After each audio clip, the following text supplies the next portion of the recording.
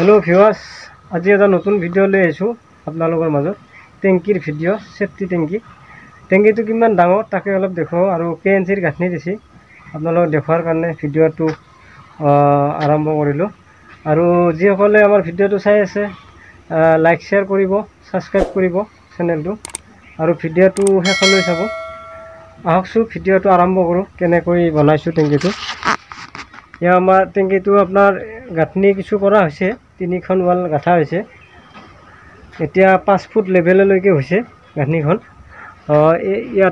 ইয়াৰে ওপাৰেদি আপনাৰ তাৰমানে বিম গুচি যাব, বিল্ডিঙৰ যদি বিম হ'ব। এইফালে দেখাইছোঁ, এইফালে বিম ঢালাই নাই, পোষ্টবিলাক ঢালি দিয়া হৈছে।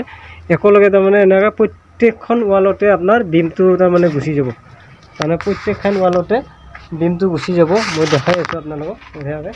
ইয়াতে বিমবিলাক উঠি যাব, ইয়াতে বিম উঠিব, ইয়াতে বিম উঠিব, 18-10 বিম উঠি যাব। এনেকৈ হাইটটো 18 ইঞ্চি হ'ব আৰু বহলটো 10 ইঞ্চি। আৰু ইফালে এইখন গাঁঠি আছোঁ আৰু এইটো ফিল্টাৰ হ'ব আপোনাৰ। এইটো এই যে ৱাল ইটাটো দেখিছে, ইটাটো ইয়াতে ফিল্টাৰ হ'ব।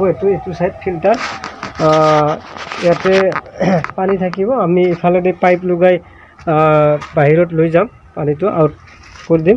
আৰু বাকী এইখিনি জেগা আপনাৰ লেট্ৰিন। ইয়াতে ময়লাটো থাকিব,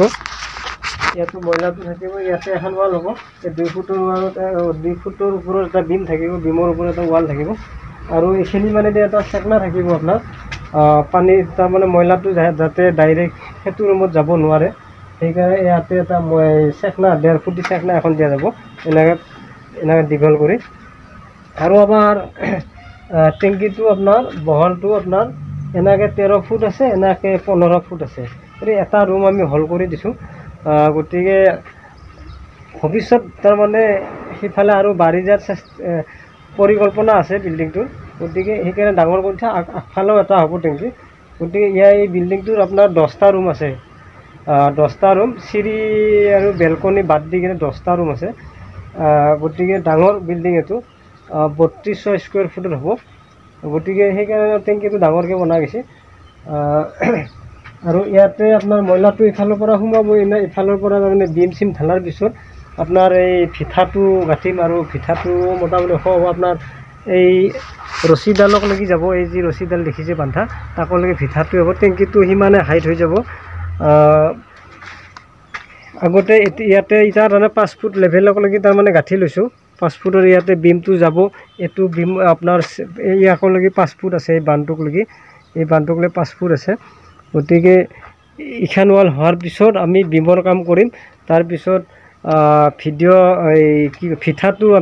ভিঠাটো বনাম, ভিঠাটো গাঁঠি ল'ম, গাঁঠি লৈ মাটি ভৰাম। তাৰপিছত আপোনাৰ ছাতলৈকে পোষ্টবিলাক লৈ যাম, তাৰমানে পোষ্টবিলাক লৈ তাৰপিছত ছাটাৰিং হ'ব। বহুত ওখ হ'ব আপোনাৰ। সিফালে যি ৰাস্তা এটা আছে আৰু ইফালে হাইৱে আছে, হাইৱেত কৰি আপোনাৰ মোটামুটি মিনিমাম 4 ফুট ওখ হ'ব।